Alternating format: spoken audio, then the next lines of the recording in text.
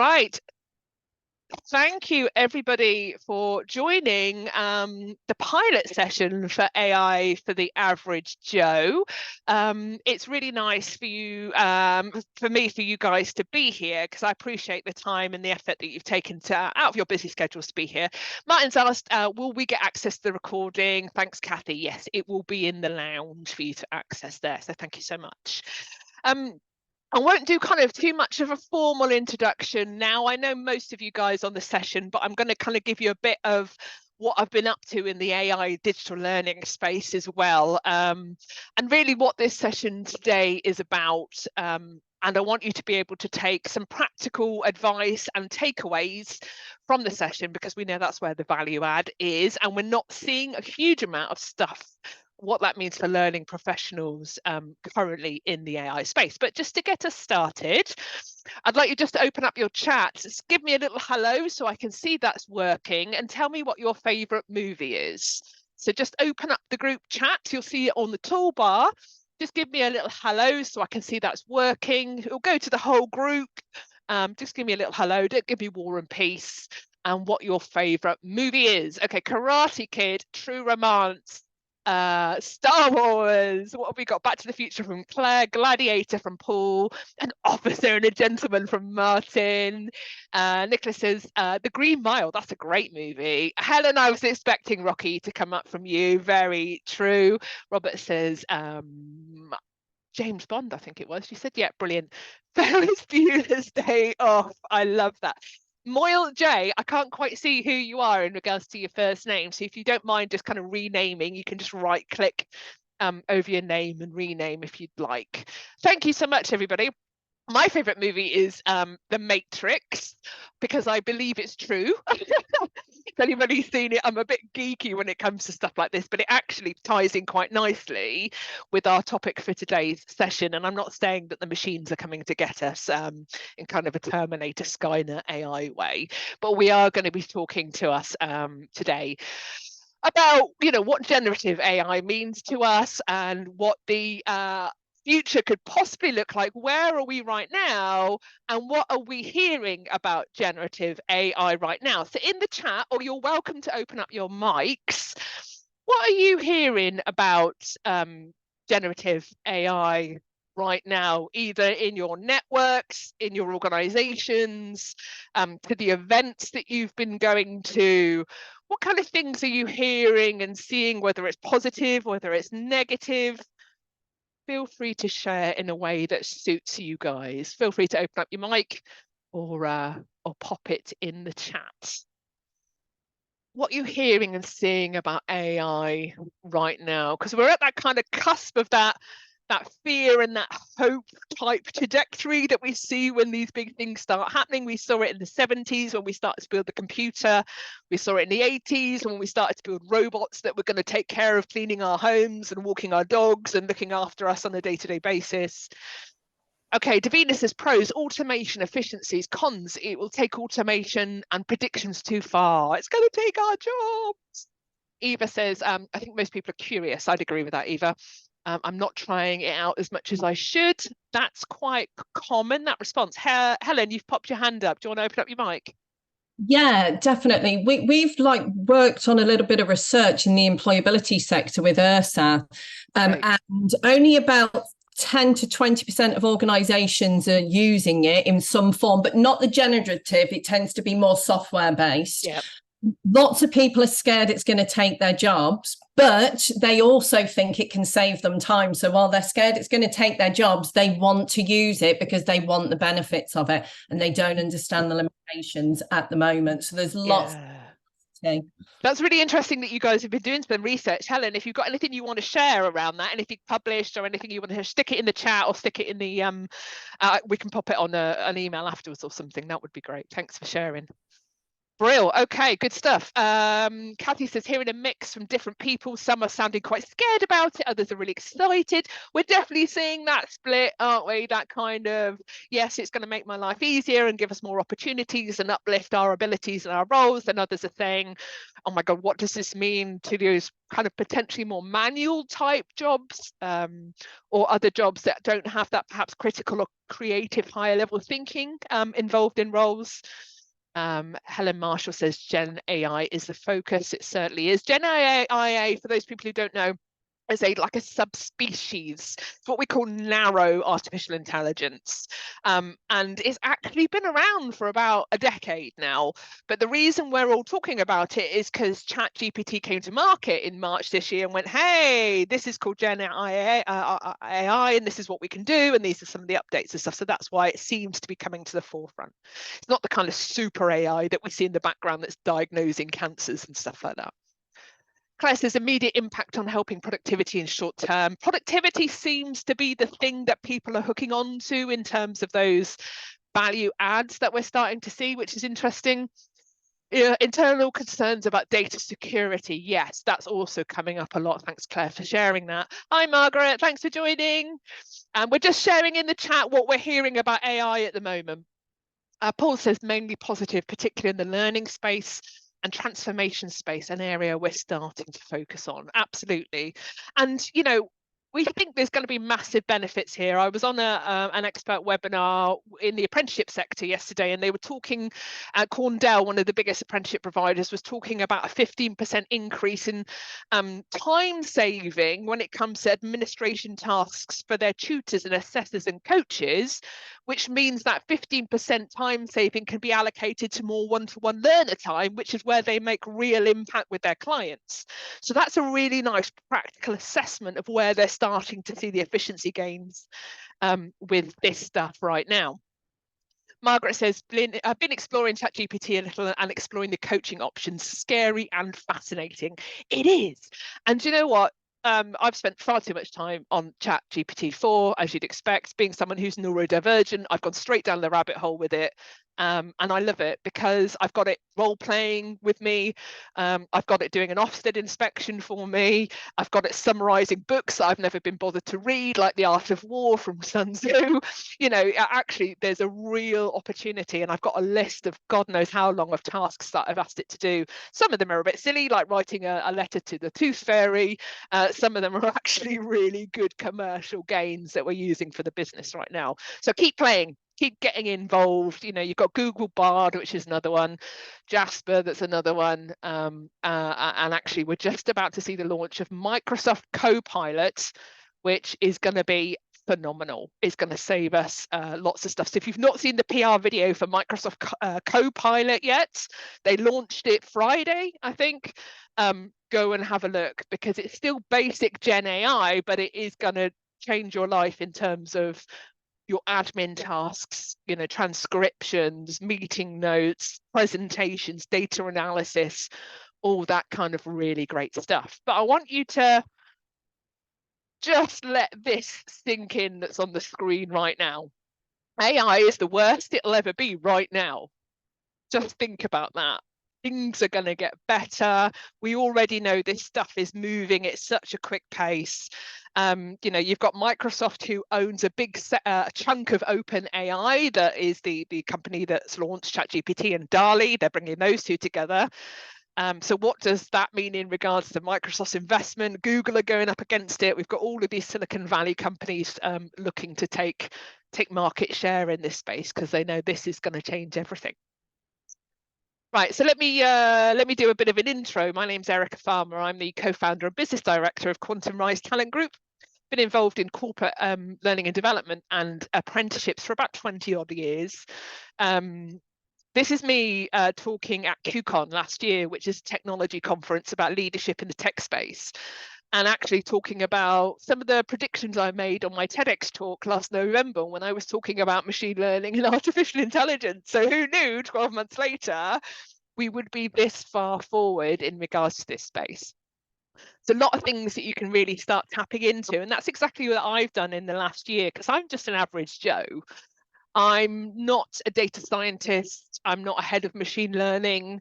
I'm not a coder. I'm not somebody who is particularly data centric. I'm not great with numbers.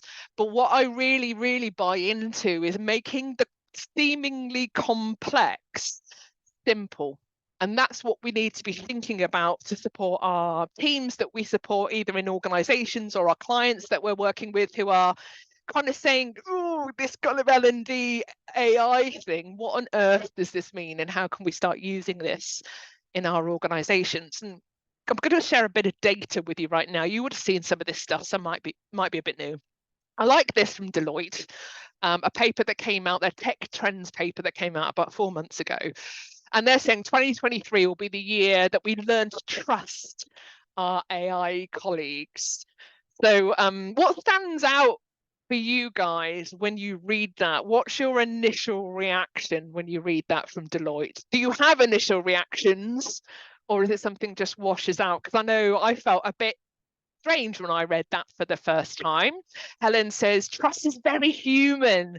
AI colleagues are not. Yes, Helen. It starts to challenge our human capacity, the human robot relationship. And what does that mean? Margaret says, I'm not sure if I'm ready to trust. Yeah. I think it's deliberately provocative, and why Deloitte have used those. I mean, they're a big organization, of course, they've chosen those words very carefully, haven't they?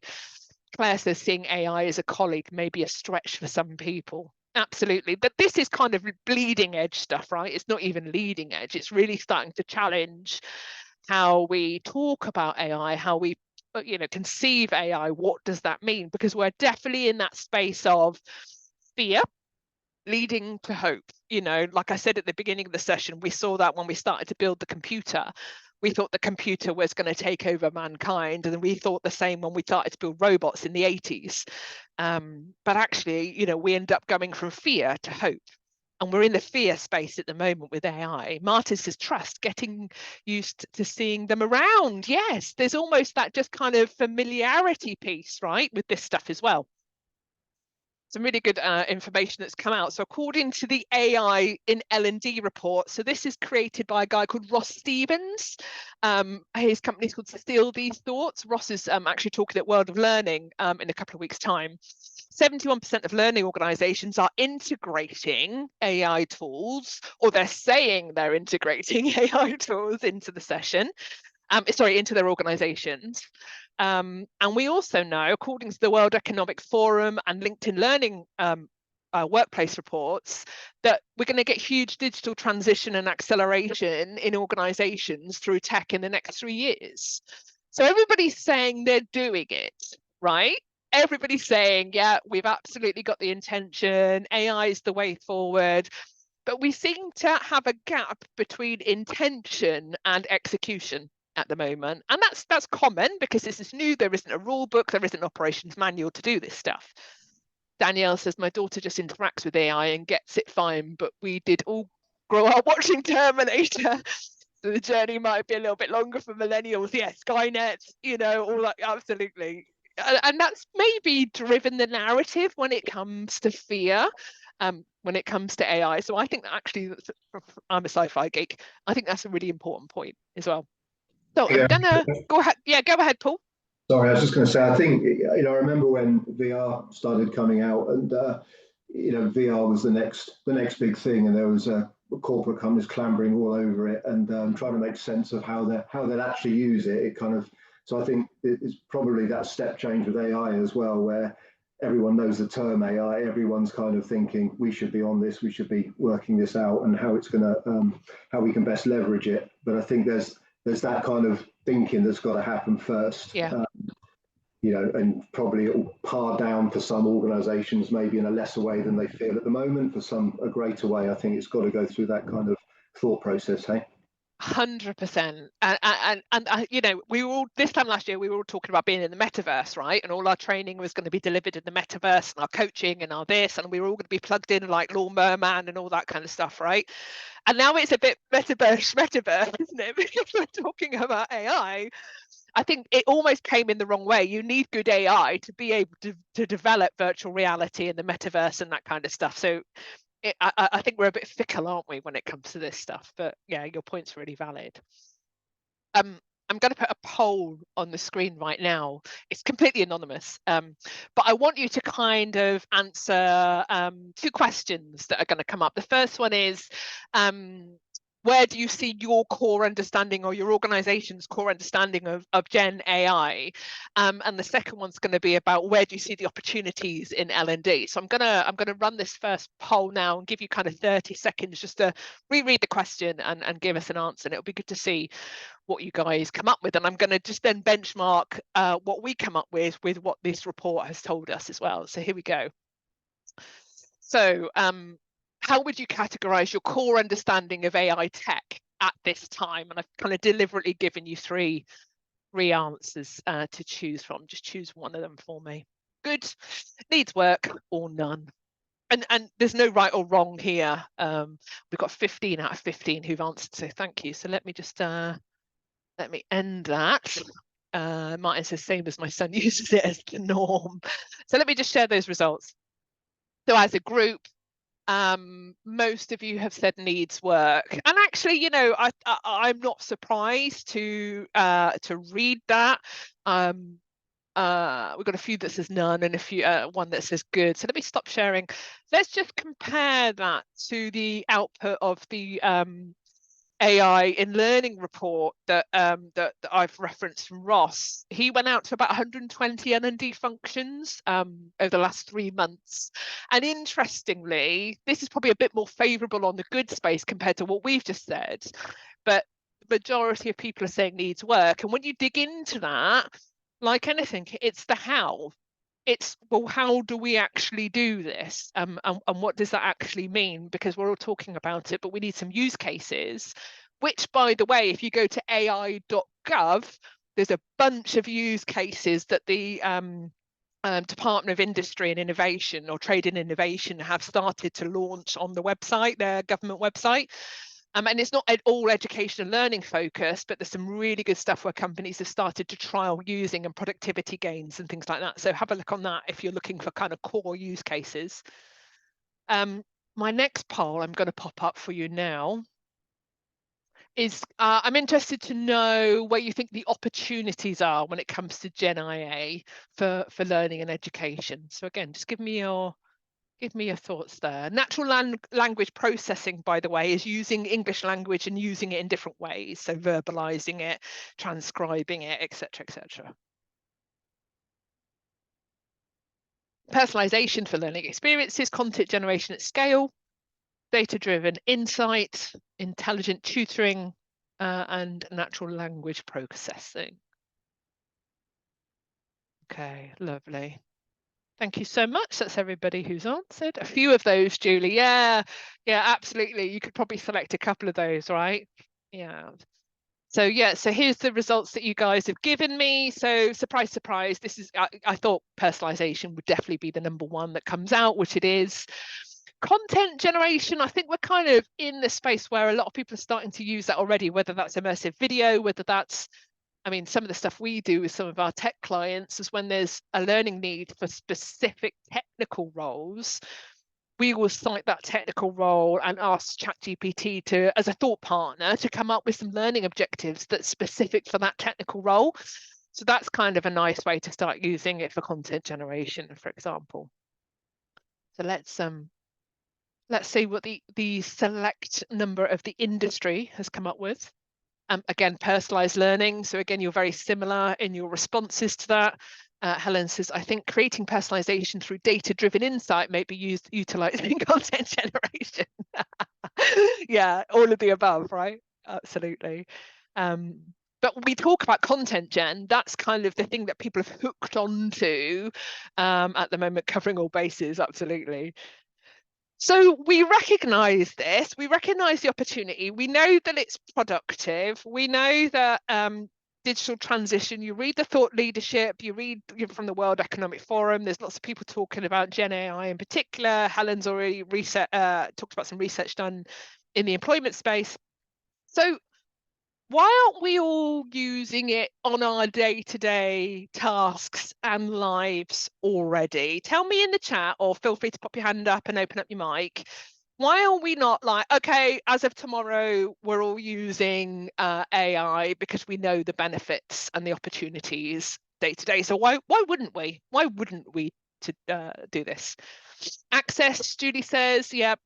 Helen says people are unsure where to start. Integration with the current tech stack, Helen says.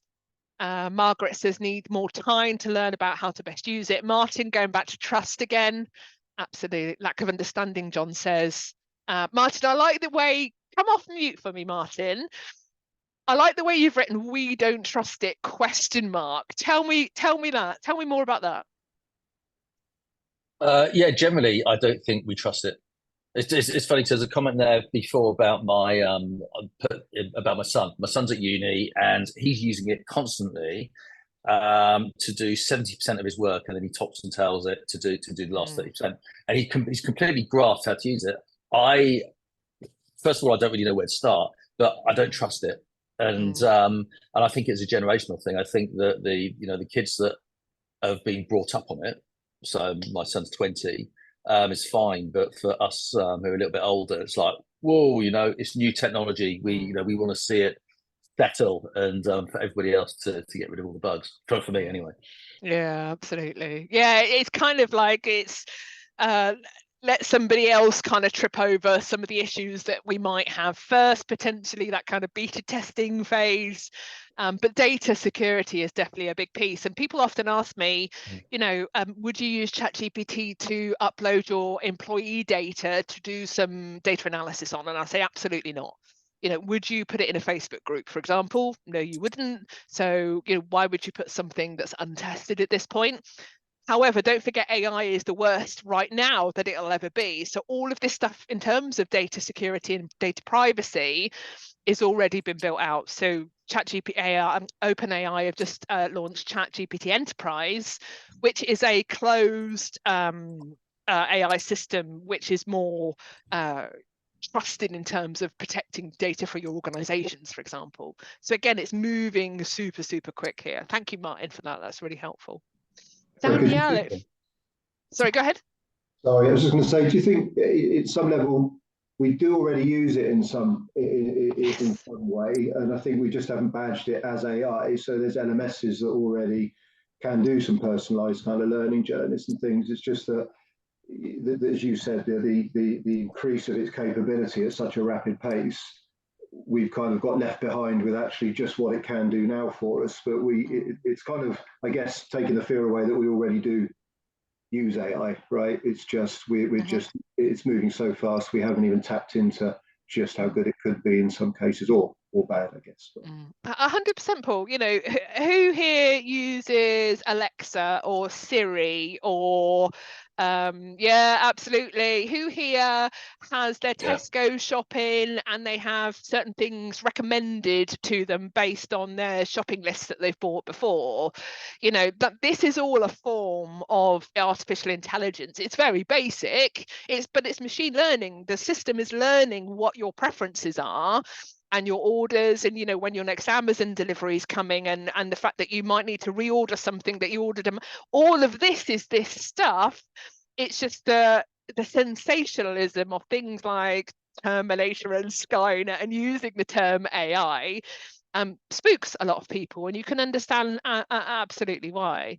And people are wary of this. So let's have a look at a couple of other examples where we've gone through introducing other technologies and we've had that fear response. And I'm going to play a little game of blankety blank with you right now. So does everybody here know blankety blank? RuPaul's Drag Race calls it something slightly ruder, which I'm not going to say, but blankety blank, I want you to basically put in the chat what the missing word is. So I'm going to put something on screen, and I'd like you to just put what you think the word is, the blank that's missing. So here's the first one.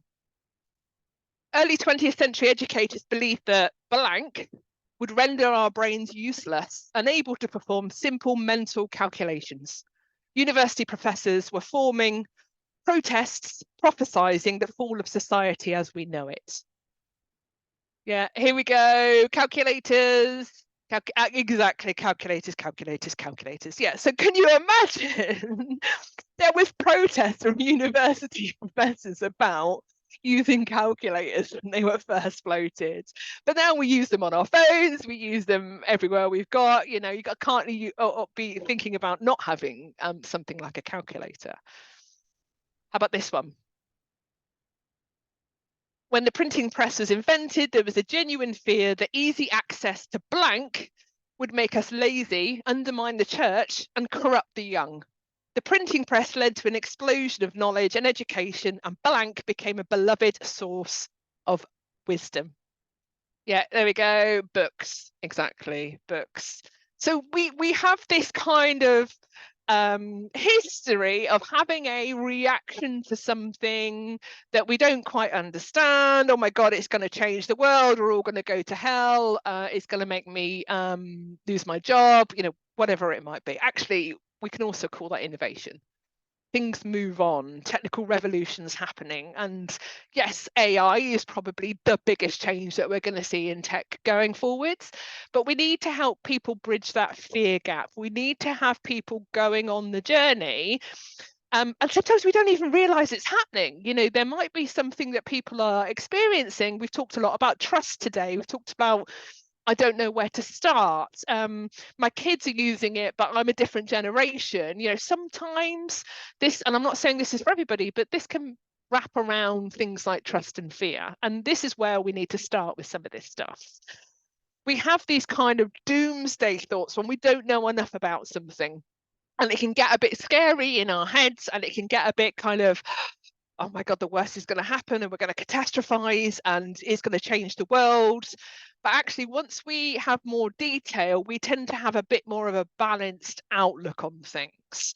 And this is the kind of tipping point we need to get to a little bit with AI, but there isn't an operations manual and there isn't a magic bullet that we can just send out a training course or send out an operations manual or a Bible or whatever it might be to say, right, that's how we're all going to start using AI in our roles. A, because that's not defined yet, and B, the pace of change is so great. So what do you need to do? What do you need to think about with your clients, your learners, your organizations? Just give me some thoughts. You might want to take a second or so just to kind of crunch the grey matter here. What do you need to do? Thinking about things like that fear gap that we've talked about, thinking about some of the stuff that you've talked about today in the chat, trust, not knowing, not having the time, playing a little bit around ChatGPT, but not knowing what else is out there. So Paul says research, absolutely. There's a ton of really good stuff. LinkedIn, my LinkedIn algorithm is completely skewed for AI at the moment. There's a lot of stuff in there, but go to sources that you trust. Don't just take anything on the internet as you wouldn't do with anything else. Integrating into coaching, looking at tools, share the recording of the session, experiment, play around. Who would use it? Absolutely. I'm going to give you a bit of an exercise to take away at the end of this session that I've built into a LinkedIn Learning module that's coming out in a couple of months that will help you just start to break this down and get people thinking about how to use it in their job. Keep using it, how to develop, try it more, absolutely, come confident with it. Bit of a plug, we've launched a podcast called AI for the Average Joe. If you've not accessed it already, go and have a look. It's on quantumrise.co.uk or our Quantum Rise YouTube account. And it's Hayley and I's journey of just getting to learn how to use Gen AI. And we start the first episode just by logging on to ChatGPT 3.5 and seeing what it can do. So it's almost like just take yourself on that journey and watch the podcast while you're doing it to give you that confidence if you don't know where to start. And it's, yes, Eva, making it habitual. So rather than going to Google for your research, for your next learning proposal, go to Google Bard or ChatGPT or Copilot when that starts to come out. You'll be amazed the time saving. It's absolutely incredible. But I want you to think about three things when, and this is a bit of a use case, bit of a metaphor, when you're talking to clients or talking in your organization around the adoption of AI, Gen AI in particular, and how to get started. And the metaphor I'm going to use is a Marvel character. Who's that I've just popped up on the screen? Anybody watch kind of Marvel franchise? Anyone's kids watch Marvel superhero movies? Yeah, thank you, Davina. That's Tony Stark, who becomes Iron Man in the Marvel cinematic universe. Completely revamped the MCU. I'm a complete geek when it comes to superhero sci-fi movies. I think it's the best thing ever. But Tony Stark is just a person. He's not Superman. He doesn't have superpowers. He is nothing without his Iron Man suit, his infrastructure. He has to engage and build the suit to become Iron Man. And once he's built the suit, he also uses Jarvis, which is his artificial intelligence system. And by bringing the three together, that is what we call Iron Man. So Tony Stark on his own isn't a superhero. The Iron Man suit on its own isn't a superhero. And the AI on its own isn't a superhero. Kathy says, trying hard to pretend I'm not a geek.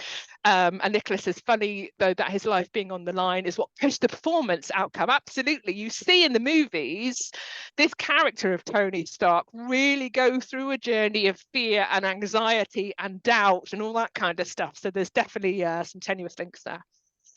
But what these three things, this is a metaphor for effectively thinking about the things you should be considering when you're deploying something like AI in the organization. So Tony Stark represents what your people need. Your people are the number one thing, and without your people, AI doesn't have motivation. AI can't do anything until people engage with it. So people need the skills and ability and the confidence and the trust to be able to engage with it.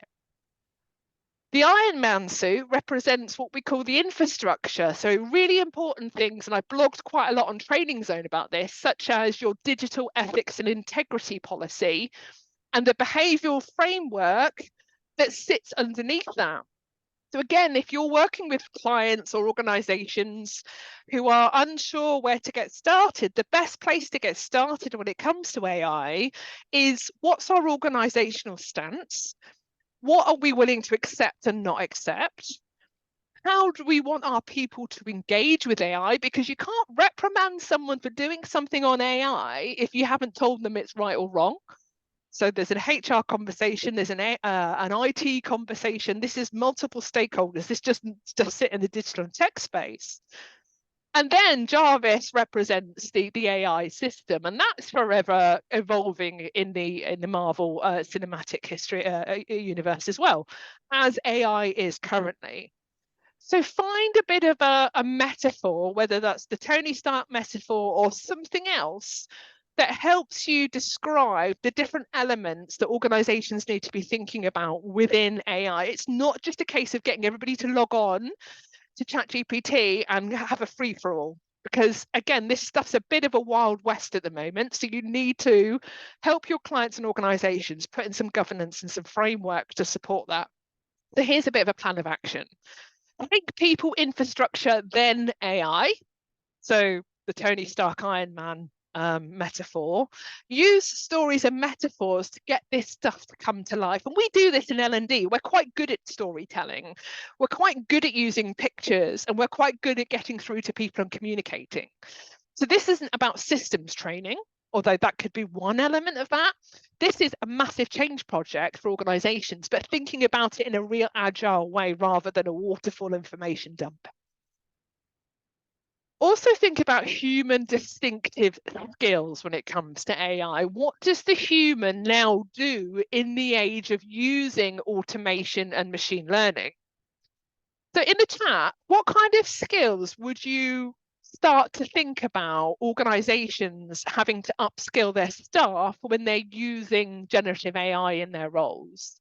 What are these human distinctive skills that are going to uplift and enable humans to be distinctive from software and robots and AI? Margaret says emphasizing emotional intelligence. Absolutely. Emotion and passion, Julie says. Yeah, what else? There's quite a lot here. I'll show you with me. I'll share my list in a minute. But what other things what can AI not do that humans can do. Kathy says be able to contextualize with personal experience. Contextualization is a big one. Critical thinking, Helen, is a big one. Absolutely. What else? What else can we really uplift and think in a different level with as humans that machines just aren't going to be able to do? This is where the value and the building trust in organizations and giving people what they need at a higher level comes in. Empathize, absolutely. Creative thinking, Margaret. Empathy, absolutely. This is my list. Creativity. Clear expression is one that the research is starting to say. So whether that's engaging with a machine and getting exactly what you need out of the machine, because at the moment we know it can't provide us context, it's pulling from material that might not always be accurate.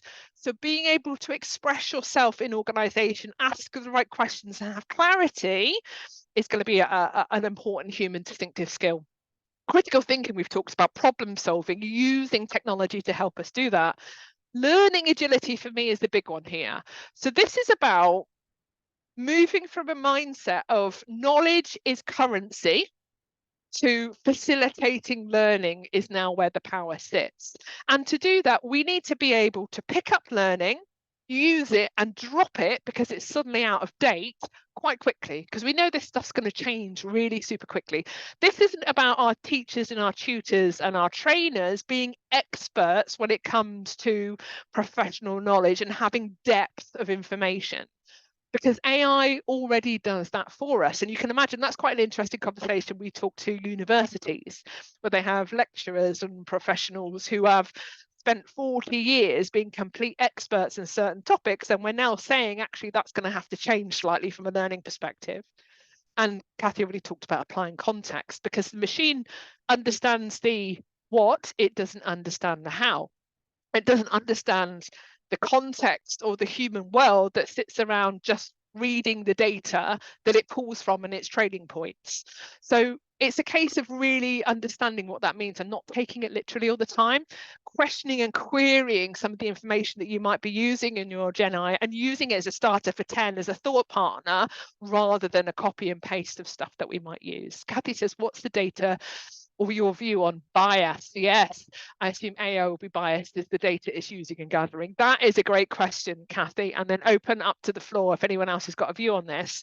But humans are biased, and the information that's on the, that the Gen AI has been trained on is inherently biased. So that's another reason why we should be quality checking the information that we get from our Gen AI. There's not a magic bullet. Any other views from anyone on bias when it comes to this stuff? Open up your mic and let me know.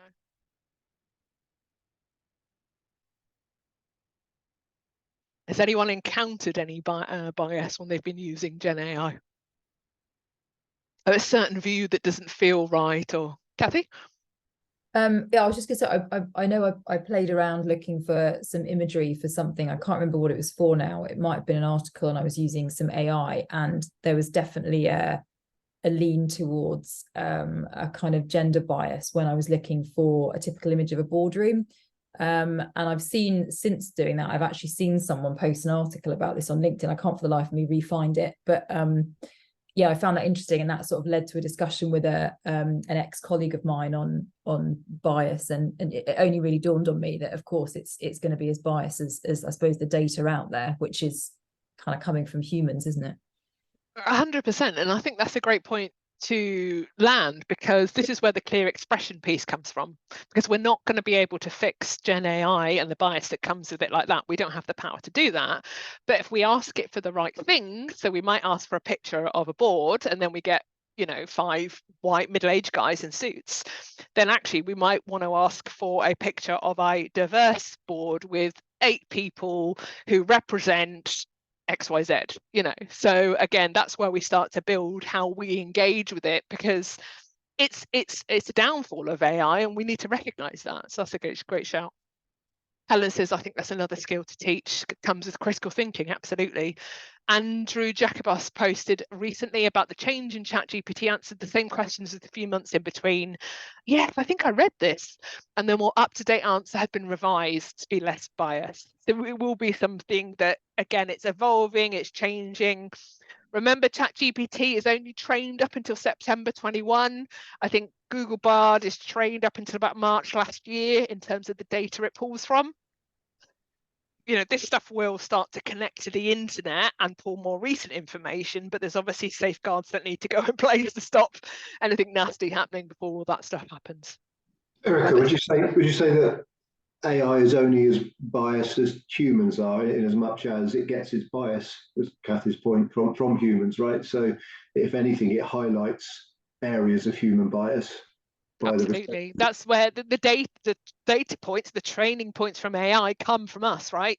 So yeah, 100%, which is why your quality checking, your integrity and ethics policies and frameworks and behaviors that sit underneath that need to have that element of understanding that and being able to quality check and understand the data that you're using, rather than, this isn't new. We see this stuff on social media all the time. We see opinions and bias, and the algorithm gives us what we already search. So we fulfill those biases that we have on ourselves by watching and searching for the same information. So we're at risk of falling down the same rabbit hole with AI.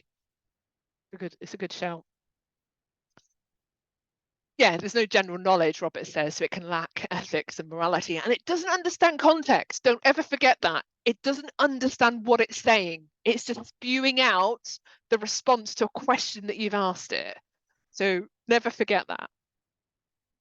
So how do we make this stuff start to happen? Well, internal functions, terms of references, digital ethics, behaviors, we've talked about all this stuff already. Have these conversations with your clients, asking what they're doing around this space. They might not be doing anything. According to our research so far, everybody's got an intention, but people don't know where to start. So here's some good examples. If you want some detail, go and have a read of my last 3 blogs on Training Zone. I give you a list of stuff you need to be thinking about in that space. Make it relevant. We've already talked about things like storytelling, engage with people, make it real. Don't make it this big scary Skynet thing, because we know we're already using AI in this space. We've already talked about this today. So it's not making it big and scary, but it's actually having a go at some of these things that you might be a bit scared or a bit unsure of where to start. You can open up a ChatGPT 3.5 account, literally just Google OpenAI and sign up for an account, and it's completely free, and just have a go. Obviously, don't share anything that you wouldn't share on Facebook. Bard is the same. You can go in and you can open up a Google Bard account. Bard is brilliant. It's a little bit more creative. We tend to take text from GPT, put it into Bard. It gives you a different version. So you can play around with written content that way. It's great for role playing. If you want to set a bunch of questions for leaders and managers, for example, and role play with AI and understand what that means. You want some assessment questions. You want a summary of an article. All of this stuff does that. So these are kind of the things that people are starting to play with when it comes with Gen AI. And it can be great. It can, if you're coaching and you suddenly start to you need some specific questions on something, or you need a summary back on something. There's a whole different way that you could be using Gen AI. But this is an exercise that I'm going to introduce you to. It's really basic, but it works really well. And feel free to steal and use this with your clients, or give this as an opportunity for people who just don't know where to start in their organization. They know that I need to use AI. I know that I can be more productive, but what does that mean? So get your managers to sit down with teams in your clients and organizations and make a list of tasks that those people do in their role. That can come from a job description. That can come from, a time analysis of what people spend their time on. For L&D, that could come with writing learning objectives, creating PowerPoints, creating learning resources, whatever that might be. List it all out of what you think there's opportunities to use AI in. So that might be some of the things that I've already talked to you about. And then build the human skills that sit around that. So if I'm going to automate spelling and grammar on a report that I need to submit to the board, or a data analysis or a summary of a paper that I need to submit to a team or a client, what do I then need to work on in my distinctive human skills to really bring that to life? So that could be something as simple as communication presentation. That could be taking the information from your AI on your data summary and critiquing it and making it even better. So that gives you the 80%, and then you build on the 20%. It can proofread, absolutely, Martin. I'm going to give you some example prompts that you can use in a minute. It's just about asking it to do the right things in the right way. So here's an example from Oregon State University where they've taken Blooms and they've put in some words that you can start using with Gen AI, like create, evaluate, analyze. And there's a list of AI capabilities that you can use, and then you can build on the distinctive human skills as well. And if you just Google, I think it was Blooms for AI that I got for this, there's a whole paper on this. There's some really, really interesting stuff. So I'm not going to go through that in detail, but you've got it there. It's available on the internet. You can go and download the PDF if you want to use that as a start for 10. But here's kind of some examples of some prompts that I've been using in ChatGPT that starts to build on some of the stuff that we've talked about. So I've literally put this into ChatGPT, proofread my writing in this report. So you can upload a report with code interpreter and ChatGPT. It has the document. Fix any grammar and spelling mistakes, make suggestions that will improve clarity of my report writing and my expression, and use this learning. So remember this for all of my future reports as well. So rather than sending it to a colleague and say, can you proofread this, which takes another 2 hours out of their schedule, because we find it difficult to proofread our own work, don't we? I know I certainly do. That does it within seconds, and it'll give you, and you can almost, if you wanted to, build on that and say, give me a list of 10 improvements that you would make to my report, or rewrite it in a more business formatted tone, or summarize it to a 500-word document, or etc, etc, etc. You know, all of this stuff. Thanks, Claire. No problem at all. Thanks for joining. Here's another one. Research and create an in-depth presentation, including a step-by-step guide of how to use AI in my team. Include 5 items in total with examples. Cover items which support productivity aligned to my KPIs and context for my role. So, of course, there's going to be additional information that you need to give the AI if you haven't already. So that might be your job description, that might be a list of KPIs, there might be further information to give it a bit more context, because remember, it doesn't have the context. And ChatGPT is there. It's called Chat for a reason. You might not get the outcome that you're looking for off the first prompt. So you might get some information and you might just want to ask it to summarize. So you've given me a bunch of information, summarize that into 5 key points. Or I want you to specify X, or zone in on Y, or using this information, I want you to now create something in the tone of voice of something that's more friendly, for example. There's lots of different stuff that you can do. Just another example, just to finish off. I'm learning about using X software. Can you ask me 10 questions that would test my knowledge at beginner level? You might want to do this with ChatGPT. Identify knowledge gaps and provide information which summarizes the knowledge which is missing, and add it to my PDP to support my learning agility. So again, you know, you can upload a PDP, you can ask it for a number of actions based on some responses that you've given to the question. So this is like a role play example. It's just great for a thought partner, just to bounce ideas and get it to think about different things. So there are 3 very basic prompts. Like I said, we've had ChatGPT and Bard do all sorts of weird and wonderful things. But just have a play. You can't break it. You can access at least 2 of those large language models that I've talked about for free. So ChatGPT 3.5 and Bard. Just go and have a look. My only caveat is just be careful with the data and the information that you're putting in, because we don't have that locked down, and you wouldn't want to share something that you wouldn't put on Facebook. So let's start to wrap this up. I'm really interested to know what are your next steps following today's session, because like anything, it's not worth investing the time if you're not going to go and do anything different with it. So I'd like you to do a bit of a chat, hold and send for me on this exercise, which means give me an action, type it into the chat, but don't share it. Don't share it yet. So just put your action or your next step. So type it into the chat, but don't share it as yet. Don't worry for those people that have already done it. And then once you've loaded the chat, once you've written in your next step, just give me a hands up on the reaction so I can see that you've done that. So on the reactions option on your toolbar, you've got a little hand up icon. Just click that for me. And then I can see who's loaded their chats, as it were. Okay, here we go. Paul, thank you. John, thank you. Don't share yet. Just give me a little hand up on the reactions once you've loaded your chat. Thank you so much, Eva. Thank you. Got a thumbs up.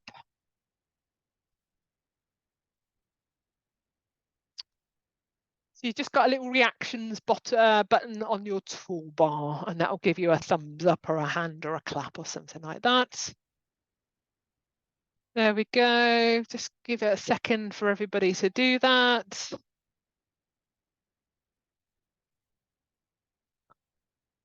And on 3, I'm going to ask you to hit return on the chat. 1, 2, 3. Here we go. Ding, ding, ding, ding, ding, ding, ding. Okay, the reason I've done that is because I didn't want everybody just to say, oh, what Kathy said. Oh, I'm going to respond and just copy what so and said. You know what people are like? They're just like, oh yeah, we're at the end. I'm tired. I'm just going to say what Erica said.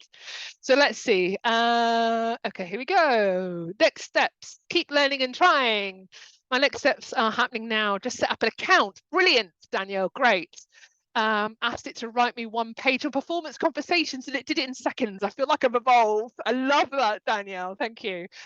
Nicholas says, play stroke, use it more to create some new items for November. Love that. Start to play with AI and see what it can do, John says. Margaret says, rewriting content for the website. Love that. Absolutely. Eva says, try daily, compare chats and Bard outputs. Yeah, and put one into the other and see what happens. That's really interesting. We do that on the podcast. Kathy says, try different tools. I'm using Jasper at the moment. Yeah, good. Paul says, create a presentation to take to my team through the start of the discussion. Love that. Martin says, need to talk to people here, but more importantly, need to share with our charity members. Absolutely. Martin, if there's anything I can do to support, drop me an email, erica@quantumrise.co.uk.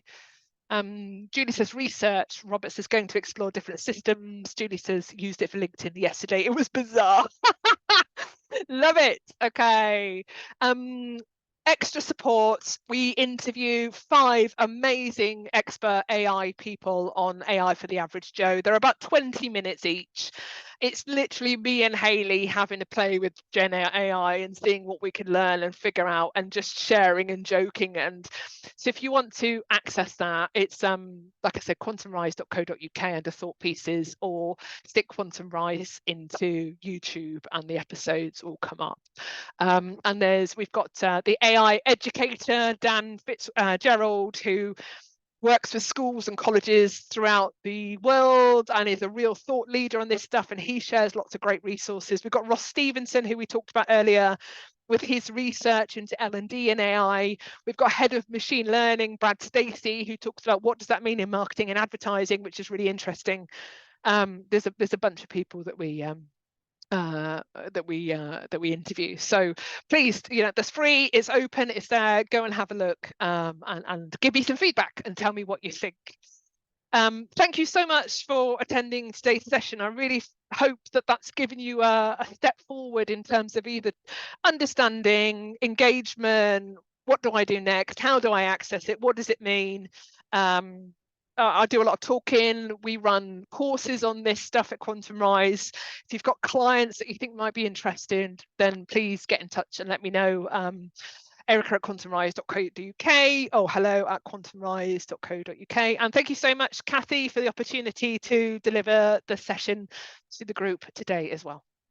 Oh, no problem. Thank you so much, Erica. That's great. And for anyone that's in my learning lounge, which I think all of you are actually, then Erica's also in there. So you'll be able to direct message her on there as well. Brilliant. Thank you so much, everybody. Have a great rest of the day. Go and do something on AI this week. Make it live, make it happen, even if it's just having a conversation. And good luck, and I'll speak to you soon. Thank you so much, everyone. Thanks, Erica. Thanks all. Thanks, Kathy. Thank you. Bye, everyone. Thank you. Bye.